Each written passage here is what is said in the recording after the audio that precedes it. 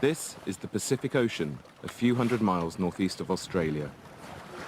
Members of the Bougainville Revolutionary Army cram their boats with much-needed supplies of medicine and fuel and prepare to set off from the Solomon Islands for home. But first of all, there is a prayer for safe passage.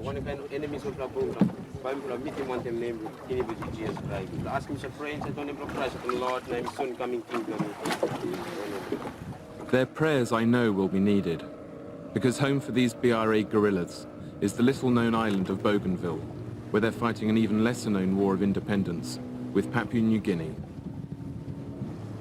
For 7 years, Papua New Guinea has blockaded the island. Its gunboats and helicopters patrol these waters with shoot-to-kill orders, which means we have a 3-hour gauntlet to run. I'm here because this is a war for which Britain is also responsible. It was the huge mine that a British company dug on Bougainville which provoked the fighting, and it was Britain's casual redrawing of the border a century ago that turned it into war. Breaking down on that border as we enter Papua New Guinea sea space seems about the worst place to do so. I scan the horizon for gunboats, knowing we're carrying so much fuel that just a stray bullet will be enough to fry us. The horizon, however, stays serene. This is a route that's cost many lives, yet it's Bougainville's only channel to the outside world. It is also the only way in to the longest and bloodiest conflict in the Pacific since World War II. Just as we near the island, the horizon loses its serenity.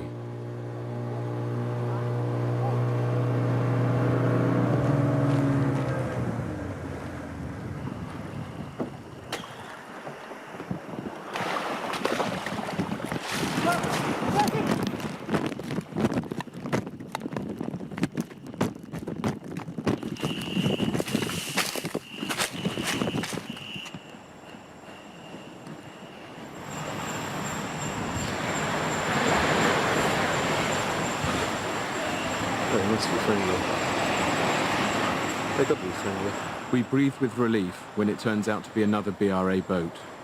But at least I've had a tiny taste of what the Bougainvillians go through every day.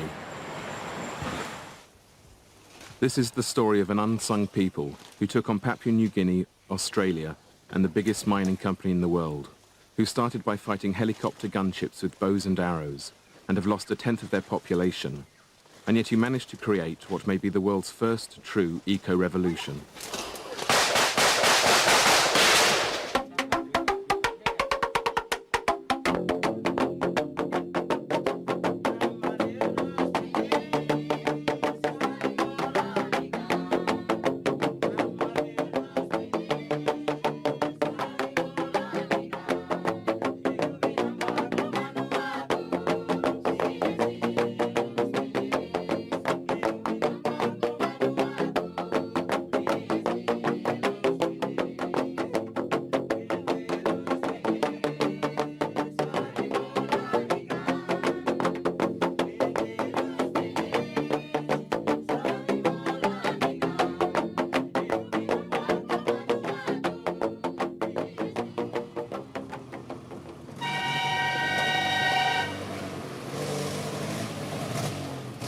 The next morning, we find ourselves in the hands of Bougainville Revolutionary Army Commander Ismail Toroama. Our main goal is to get to President Francis Ona, the elusive man who started the revolution. But for the moment, Ismail's capable hands will certainly do. I'm amazed to find him driving everywhere, as the fuel the BRA get into their boats can't go far. But that's a trick I won't find out till later. Ismail was a mechanic before the war. Now people call him the Bougainville Ninja.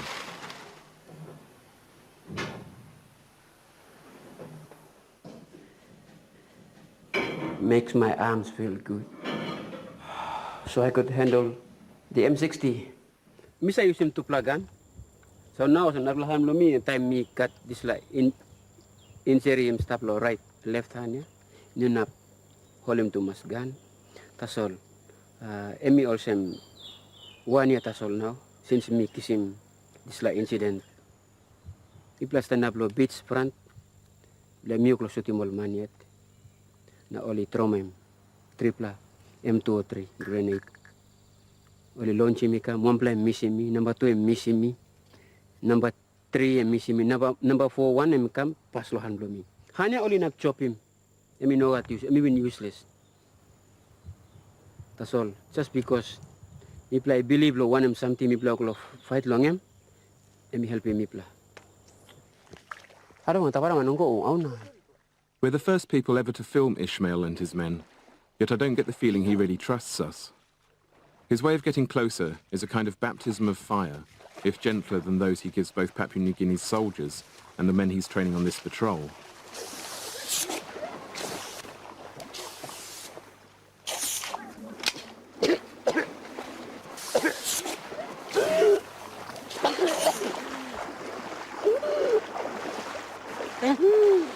What my sound man and I think might be a smoke bomb turns out to be tear gas. It's Ishmael's way of saying welcome, a short, sharp dose of Bougainvillean reality. After a good cough, cry and laugh together, he loosens up and radios for us to meet Francis Ona.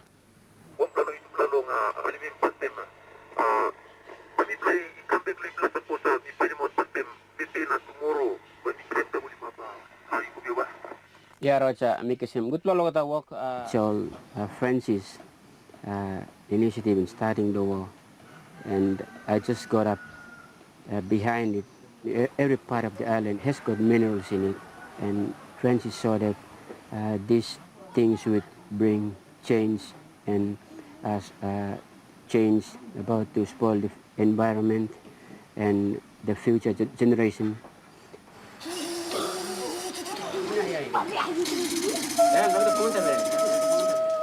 But before we leave, Ishmael gets second thoughts about us seeing Francis. A makeshift generator has blown up one of our camera batteries while it was charging. Last night when I slept, God told me that tomorrow there will be something happen.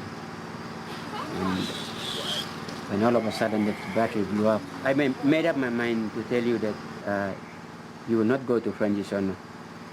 Otherwise you face some problems there because your battery blew up.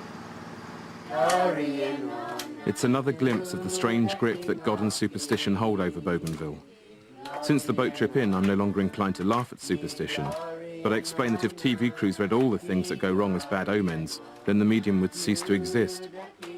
Reluctantly, Ishmael concedes to our heathen ignorance. He gives us the 2 days of torturous uphill clambering that will take us to Francis Ona and the heart of the war.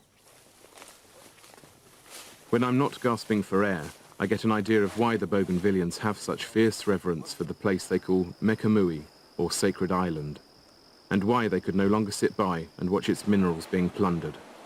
We have seen our valleys, we have seen our forest, we have seen our rivers, beautiful trees, beautiful forest, literally thrown into dust, and we will not allow that to happen.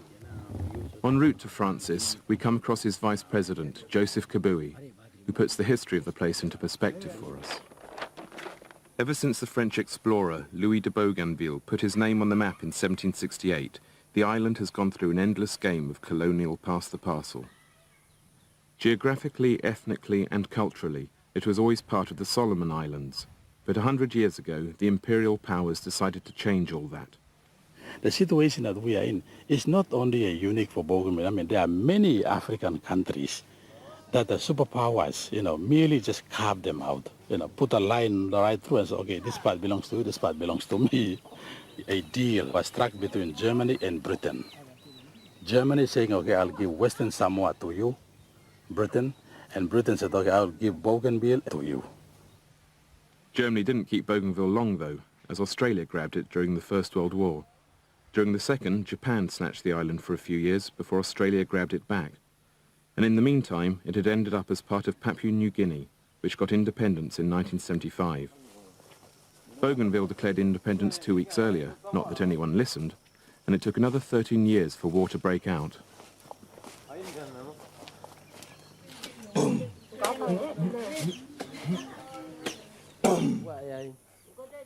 At last we find the man who can really explain why things suddenly changed. Francis Ona is portrayed by many as a humorless, hardline revolutionary. I suspect they never really met him, because it certainly isn't the impression I get.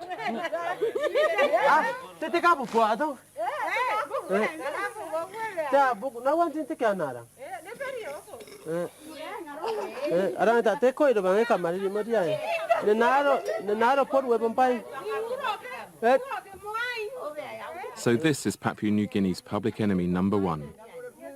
All right. When he's not running either the war or the self-declared Republic of Bougainville, Francis goes gardening. My fighting on Bougainville based on these factors. One, that is, we are fighting for man and his culture. And two, land and environment. And the third one is independent. Francis used to work for a mining company called Bougainville Copper Limited. It was a company he would later destroy. The reason, as it's always been on Bougainville, was the land and the bounty it holds.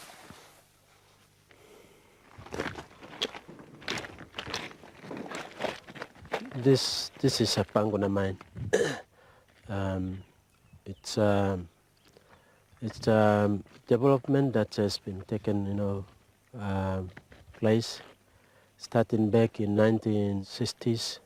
My people here were very ignorant, and they didn't know that in the future there would be a very big mine here, which is very destructive. Before reaching the final layers of overburden, they cleared 550 acres of jungle and sluiced away the unconsolidated volcanic rock and ash. Bougainville Copper Limited, or BCL, is mainly owned by an Australian subsidiary of the world's mining giant, Britain's Rio Tinto Zinc. In 1967, the company was given the go-ahead to excavate what was then the world's biggest open-cast copper mine, 500 metres deep and covering about 7 square kilometres, or the size of London's West End, where Rio Tinto's headquarters are based. It turned out to be a disastrous mistake, especially as they dug the hole right beneath Francis's village. In Bougainville, you don't come between the people and their land. We Bougainvillians, we rely on our land. Land is our lifeline, land is our mother, and it's our protection. This place was a very big jungle with, which is a hunting ground for the people of this area. We had big trees, Also, there was a very big hill here. Right in the middle here, there was a very big hill, much higher than the top of those mountains up there. And now it's all disappeared. So now this land, which belongs to people, my people, is now become abandoned land. And I don't know how we're going to use this land back again.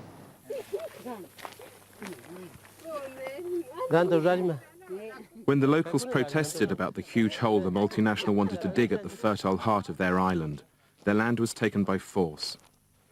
Of the $3 billion the mine made in profit, only 1,000th was given back to the people who owned the land. Rio Tinto Zinc had started to create their most expensive enemy.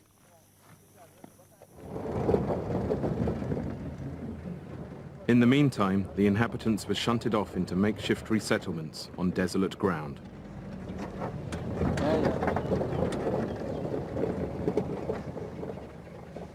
That's the Dapeda village, and you can see that's the standard of building they built here for people. It's really like a shanty town. Bishel was not been too much genuine to how we can resettle the people. This school was built by people themselves. Even the company and the government, they did not give any support. Just imagine, right in the middle of the giant copper mine, multi-million, worth, and here we are, people building their own schools, out of their own pockets. But the thing that really stuck in the craw of the Bougainvillians was the pollution spilling over their land. Waste from the mine to the tune of about 1 billion tons ended up flowing down the Jaba River, contaminating it with copper, mercury, lead and arsenic. It killed off the wildlife and turned whole forests into moonscape. The land still bears the garish scars. This is where all the pollution have been drained from the Panguna mine. You cannot drink water now down there. There are no fish, virtually nothing. And this will be maybe for next 200 years. This whole river system has been destroyed, and even you can't swim into this river. Things hit boiling point in late 1988 when the Young Landowners Association, led by Francis, demanded both the closure of the mine and $10 billion in damages. The story goes that the BCL management laughed at them, $10 billion being far more than the mine was worth. Francis did not like being laughed at. He left the meeting in a hurry, broke into the local mining depot, and stole 50 kilos of high explosives. He and his friends had decided to close down the mine themselves, with some well-targeted sabotage. Panicked about losing what was nearly half of its export earnings, Papua New Guinea sent in the riot police. They burnt down homes, beat people up, killed a few, and generally created enough backlash to provide Francis's fledgling guerrilla force with all the recruits it needed. Ragtag bunch though the Bougainville Revolutionary Army were, their very name showed they were now raising the stakes. They didn't just want the mine closed down, they wanted independence too. It was all getting a bit much for the riot squad, so in came the army, the Papua New Guinea Defence Force. Rio Tinto Zinc abandoned the mine, and a David and Goliath war was on, with BRA stones and slings versus PNG helicopters. It was then that Francis realised they weren't fighting just Papua New Guinea, but Australia as well. Australia's ex-colonial interests meant it was already training and arming the PNGDF. Now it also suspended a Foreign Crimes Act, allowing its pilots to fly the helicopters it suddenly supplied. Helicopters that were quickly turned into gunships and trained mainly on an unarmed population. Faced with such brutal and powerful weaponry, the Bougainvillians are forced into the first of a long list of innovations. This is the first homemade equipment that we made to start the fight, start the war. We got a sling here, and you get this sling hooked on here, put a arrow in there that goes in through that pipe, you know, and when you prick at this up, it goes up and arrow applies. We make our own guns using all the material all around the place, been left by also in the Panguna. Pick them up and then used to build, cut down all the machines, cut down all the pieces and join them together.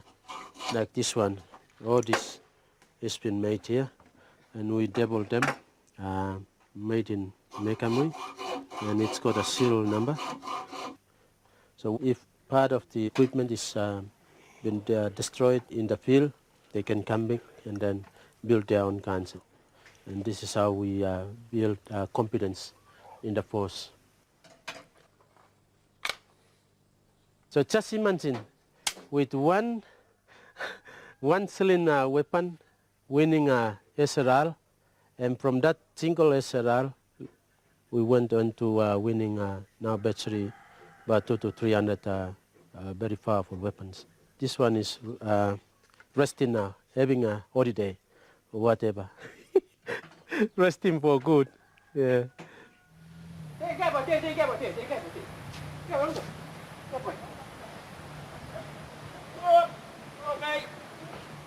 I saw that PNGDF, they came just to kill the villages and the civilians.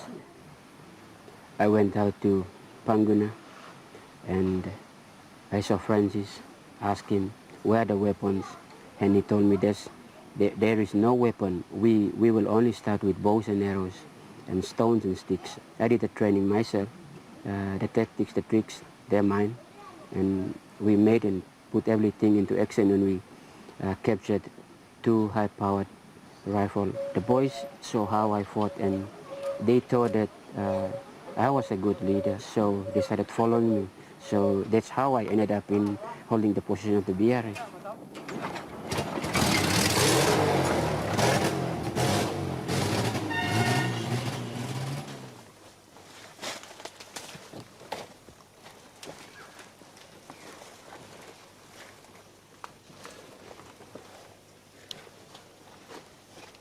There are no clear front lines in the jungle. Even though they've made it their own, Ishmael and his boys know the PNGDF may never be far away.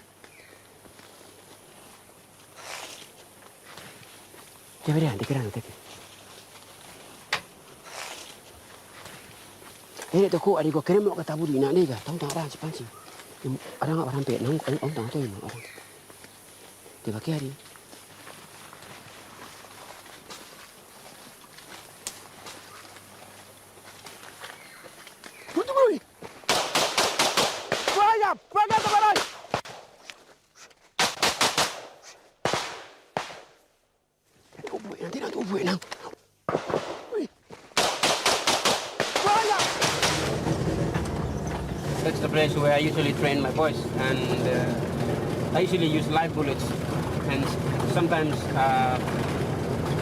wounded some of the boys, soldiers, so that's how they got the experience. How many have you wounded? 12 of them. Yeah. Very badly?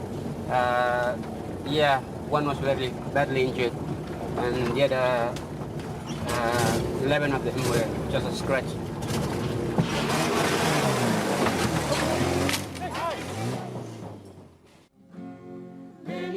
Around 15,000 Bougainvilleans have been killed during the war, out of a population only 10 times that. Yet most haven't been slaughtered by Papua New Guinea Defence Force munitions, like these ones mortared during a church service. The majority have died from the lack of essential supplies created by Papua New Guinea and Australia's most insidious weapon, the 7-year siege of the island. By early 1990, the PNGDF was losing control of most of Bougainville, so it decided to establish a sea blockade around the island, which it hoped would turn the population against the Bougainville Revolutionary Army. As a quick glance at history could have predicted, quite the opposite happened. With bodies piling up from the lack of food, shelter and medicine, the BRA and the people rose against the challenge of the blockade together. Forced to learn the hard way that necessity is the mother of invention, their solutions came from the land. With the blockade being imposed by Papua New Guinea government, we found that every family must be self-sufficient for the foodstuff. That's why we have to make our own gardens. We got shifting cultivation type of gardening here, and we have integrated mainly every crop, every food crop that we can find. William was a businessman. Now a refugee from PNG-held territory, he shows us the green fingers he's had to develop. This whole area is full of gardens. How the people here survive, because the soil is so rich. It doesn't matter if you're going to do the garden farming on one area, single area, we're still going to get fruit. Fruit is still going to go on garden. What garden we got? We got sweet potato, we got bananas, we got cassava. And we got a lot of taros. We planted Sugar cane, and then we got pawpaws. We got a lot of yams around here. Onion, Corns and tomatoes, peanut. potatoes. People, it's very hard for them to hungry. People in Bougainville alone, they survive. That's why we say we can't depend on other people. We got a blessing. Gardens from here is no end. And you got bush from the river up to another mountain. As you see, the whole green is all over. That's Bougainville.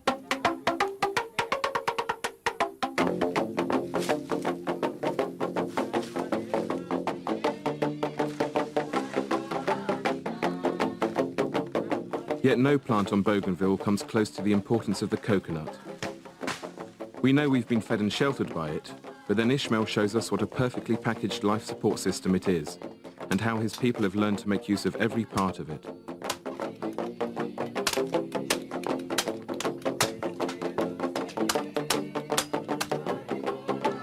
What of coconut? Now we got a lot of iron, very strong now about. Skim longan, squeeze him, put him low fire. The time you hot, you can squeeze him.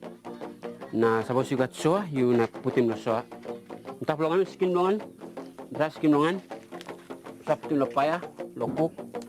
lim cell blongan, isla. Suppose you got plant the mosquito because in the island non blai got mosquito. Because I use in isla lo rousing mosquito. Milk blongan lo hap. Cook yo lo milk him. Coconut milk by like cook him kumu. Coconut oil lo lam. Na this la emi new plaka in something where me play in line inside of crisis. And because I use him coconut leaf lo basket. Because I use him long basket. Me play got soap made of coconut oil and first grade oil. He got triple grade A, B, na C. Na to grade and me basa I walk him na bisa clean him all gun.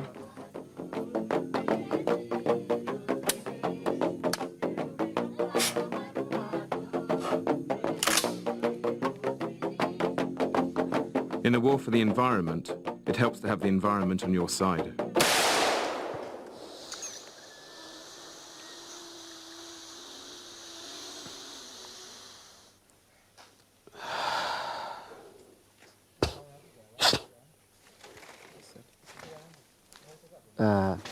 That's for if you had a nose block, then we usually use it for clearing the nose so that you can smell anything on the road. Just like enemies come, you can just smell them.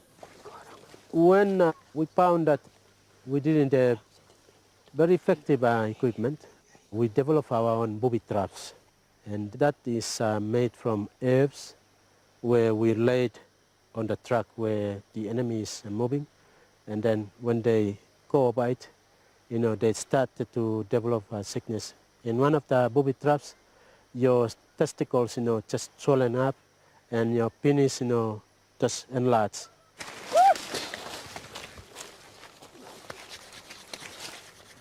But it's for healing rather than hurting that the Bougainvilleans have developed the bush medicine of their ancestors. With the PNGDF driving much of the population into the jungle, thousands were dying in unsanitized childbirth and from preventable diseases like malaria, pneumonia and dysentery. Tetanus from a badly handled machete, for instance, could prove lethal before the islanders once again made the land their ally.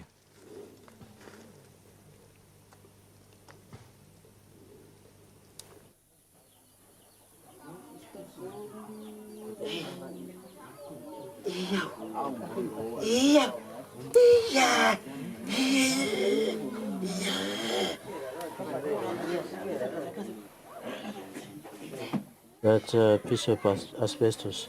Is it from the mine? Yes, from the power pylons. We got all these herbs put into the just all of 5 of the copper, and then with steam blown into that area where it will going to dry up very soon. Francis is always on call as local GP, and his presidential HQ doubles as a surgery. We got herbs here, certain medicine, which locates the areas being damaged, and blood is not flowing well. If there is no sickness, it will just, slice through like this. But when it finds areas where it's not functioning well, it will stick, It sticks like a glue, The claims of Francis and his fellow healers amaze me. Being able to cure malaria, leprosy, appendicitis and cancer without operating, developing a herbal contraceptive which doesn't harm women. Having seen what else these people can do, I can no longer just dismiss it, especially as so many patients back it up. And at least Francis isn't so sure about all the cures. We have given a treatment to some person because he had AIDS disease and sent him home. But we didn't have proof, any medical reports by doctors. So that's why we think we have treated someone with AIDS. So Francis invites anyone with AIDS to come to test the Bougainvillean cure. Let's go gardening now.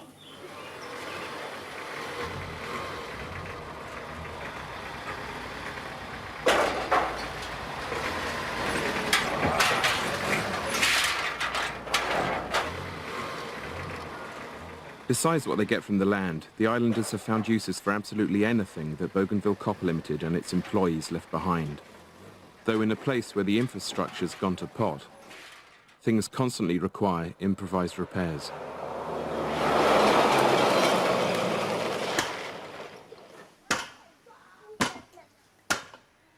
It's my car over there.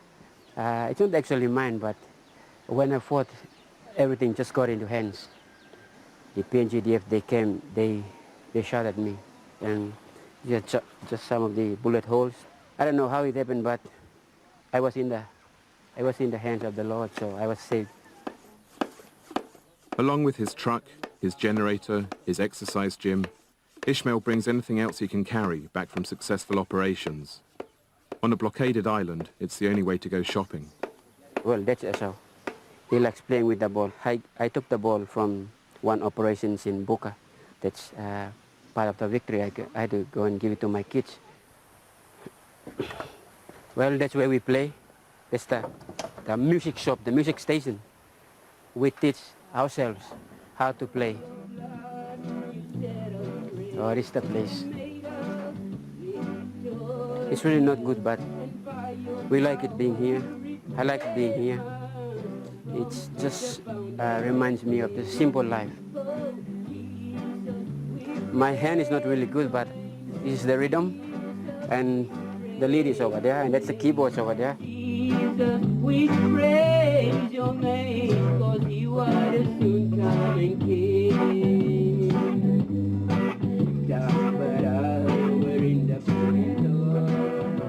The scavenger's mecca on Bougainville is the Panguna mine itself and the town built to house its workers. After devastating it to make sure the miners never returned, Francis and his fellow villagers ended up having to go back to salvage anything not rooted in concrete. Because along with getting the Bougainvillians to start from scratch with food and medicine, the PNGDF also burnt down many of their houses and gave them that problem to solve. We have to make our own logs. So what we do is we go down to Panguna and get all the logs and strip them out and make our own keys using all the rubbish from the Panguna mine. We can build good houses. As you can see, bits and pieces of lighting up houses. Switch boxes. I know these people can make something out of nothing, but I still can't work out how they can light whole villages. William laughs and takes us to his local workshop. As you see, all the parts and all the machines, like a water pump, it's a barbed wire. We've got something to do with it, because some people, they might throw it away. We don't. We collect parts. We can make things out of it. The islanders have dragged the mine's debris, sometimes for weeks across the mountains, to create this sort of setup. And it's in places like this that they've cobbled together their own ecological power supply, hydroelectricity.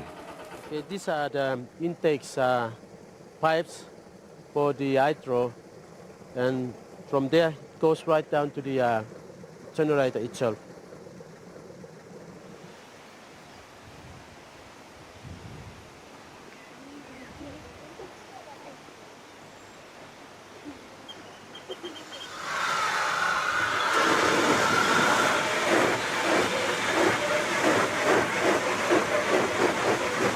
After Papua New Guinea government has blockaded us, and then we couldn't have any petrol or diesel. We have to develop something to get power supply, and we got this mini hydro using all the rubbish or the pipes and spare parts from all cars. We managed to develop our own hydro, which we can use for lighting up all the villages. We got about 50 to 60 now running this type of small hydros. Down there where the PNCDF establishment, there is virtually not much lighting up, no electricity. Maybe it's sort of money or something for, to run those generators. But here in the bush, we can have, I throw coin for 24 hours a day.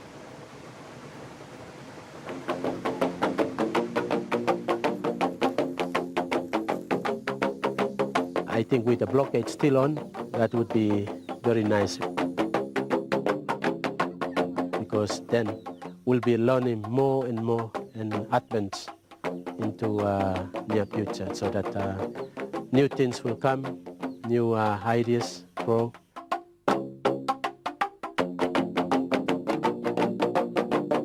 New ideas have been growing wherever I look, but the high point of this eco-revolution has to be the way they're still driving around without any proper fuel supply after 7 years of blockade. The secret, as I should have guessed, is growing all around me.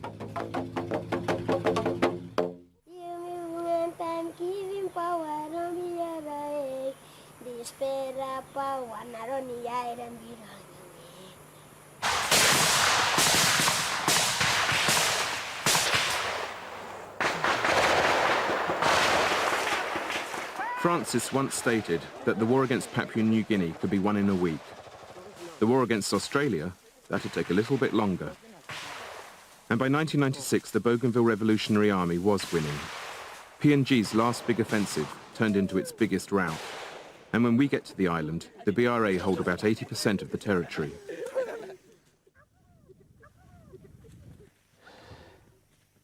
You can see that that's the Toyo Valley.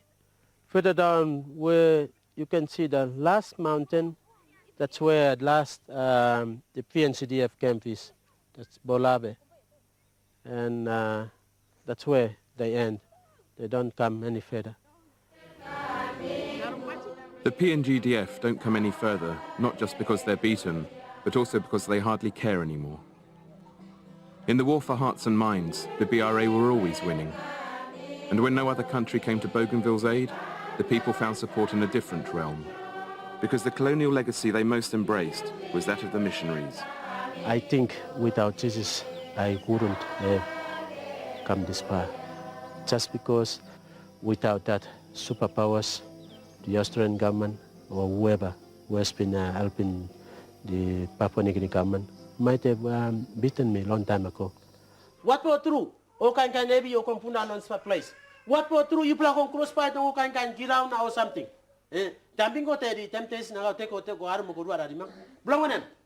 You play on fail long committing me one time Jesus. You now by funda no kan temptation. Okay, by me thanking Papa God on the sala operation where me plabing walk about lohen. Where no got one man even sim biru alongen, you know got one man you lose him live longen. My uncle, he's his things. He normally comes with us, and where we are in the enemy territory, he can feel, he can see. He's his vision from God that the enemies are going to attack, or if they're in the ambush, we can change our plans and operation to the same minute when there's a vision from God. Father, me pray, now thank you. Oh, get something where me been walking, you are big name long and thank you, Lord Father. Me play no losing one plan life long, one for brother, me plan on this operation. Oh, say now me thank you, Papa God. You are big name, you are blessing me, one. Now I'm can try best for me can long go on another operation. Amen. Okay. Go to house. Clean him all gun. Next use. Once we've broken enough bread and sweat together, Ishmael trusts us enough to reveal the secret charms he uses in combat.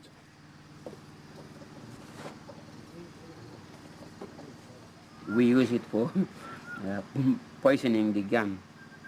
And we usually put it on the tip of the gun so that when we shoot an enemy, automatically when the bullet goes inside, there are snakes, small snakes that usually come out of a man's body. So it's just like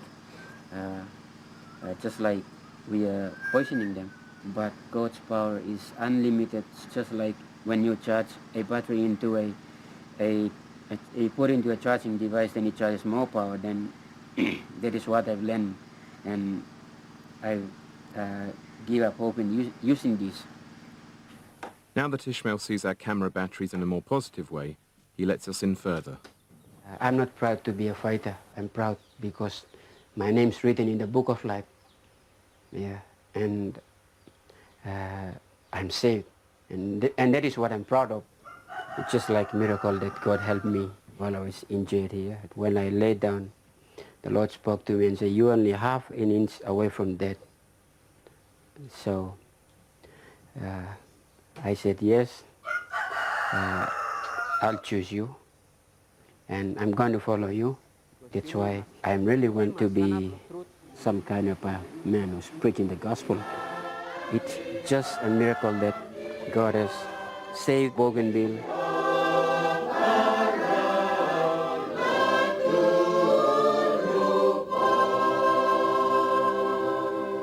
The islanders' devotion seemed to pay off in early 1997 when God moved in one of his most mysterious ways.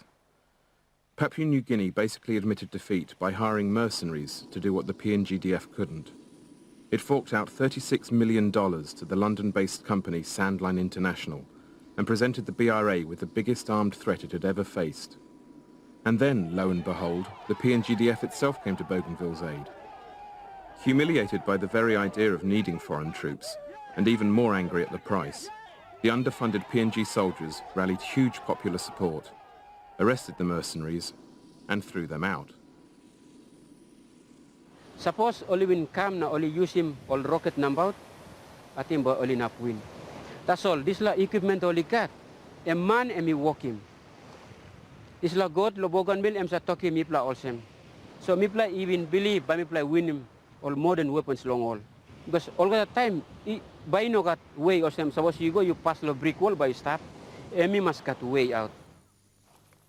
Finding a way out is something the Bougainvillians tend to do with startling regularity.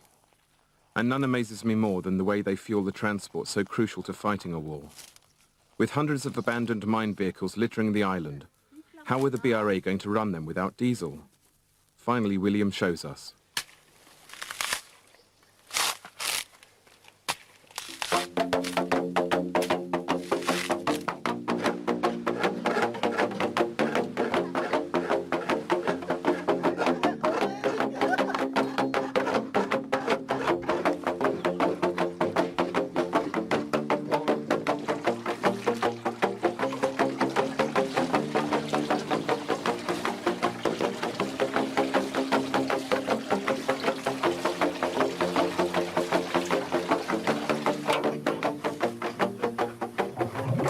This is the complete thing of scraping the coconut, from scraping to squeeze to ferment, and then the last thing to cook the oil, the 1 liter oil, maybe about 15 dry coconut for a liter. That's the first grade this way. It's beautiful.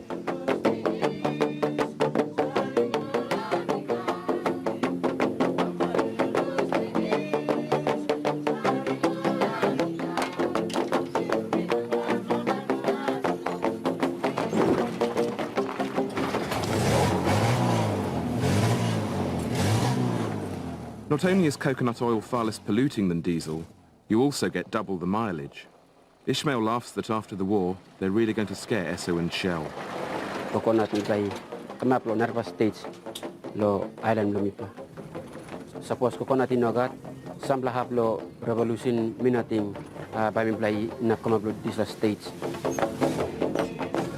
And everyone here is convinced that what they've achieved despite having everything against them proves beyond doubt that they can run their own state, especially with all the ecological innovations they're sworn to developing further when they become independent.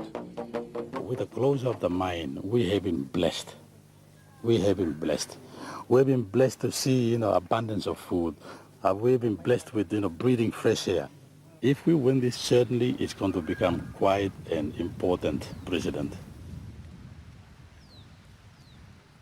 In fact, Bougainville has already become a precedent, inspiring many other Pacific communities having holes dug in their backyards.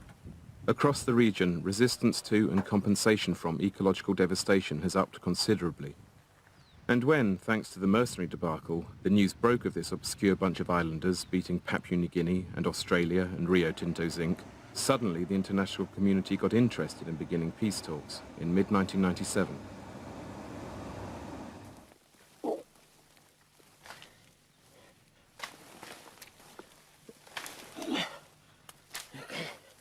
What? What? Go! Francis, who has fears of winning the war but losing the peace, steers clear of the compromises involved in the proposed deal. He is labelled a hardliner for this, but maybe that's because he's not the kind of leader we're used to and knows how easily Bougainville could lose its way in the jungle of international politics.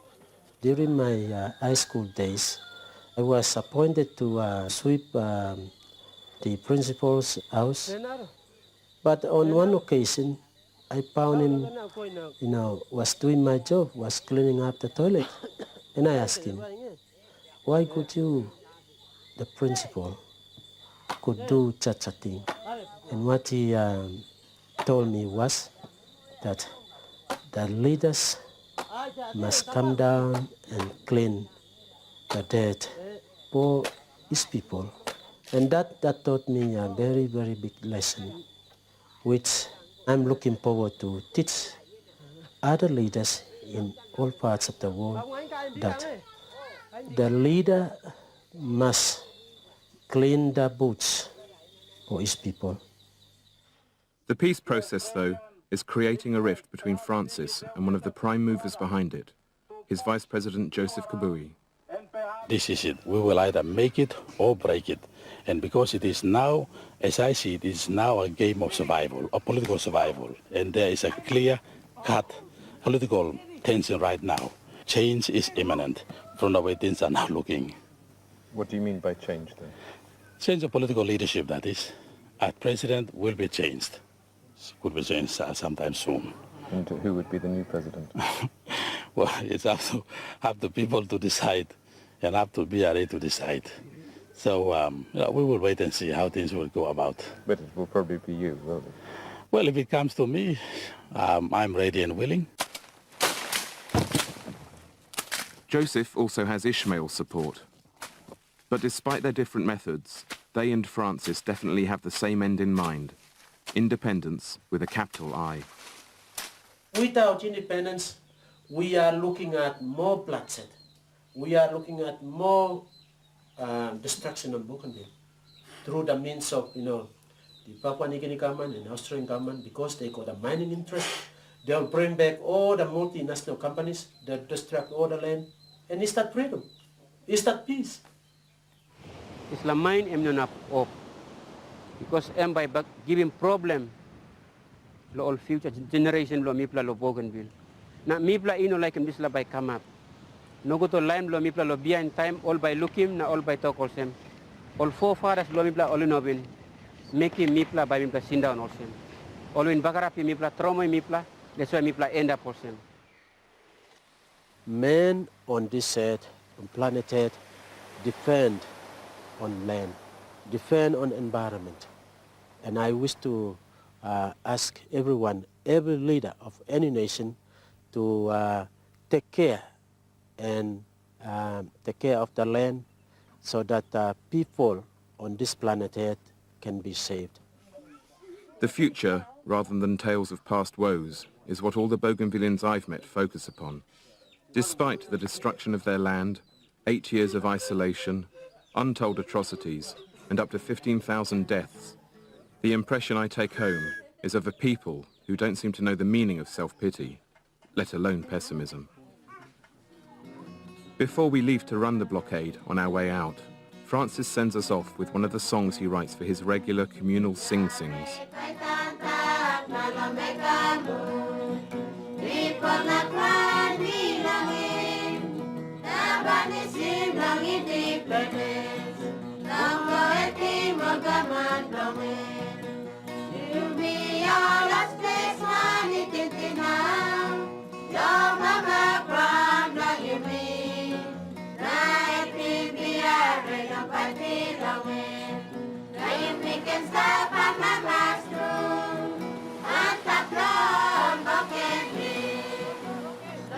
Since we left Bougainville, the peace talks have led to a permanent ceasefire.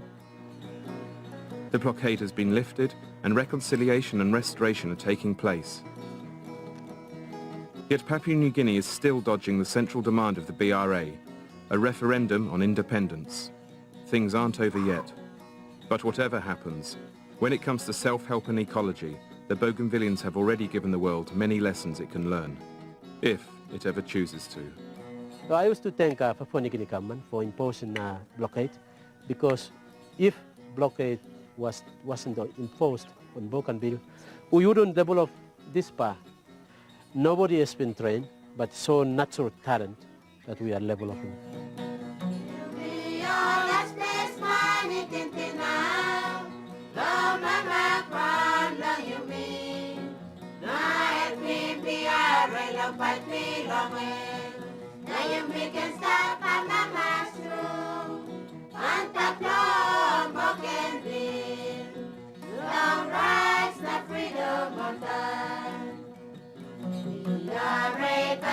I think with the blockade, the Bougainville War is like an educational center, or furthermore, I could say it's a university for all of us who are on Bougainville.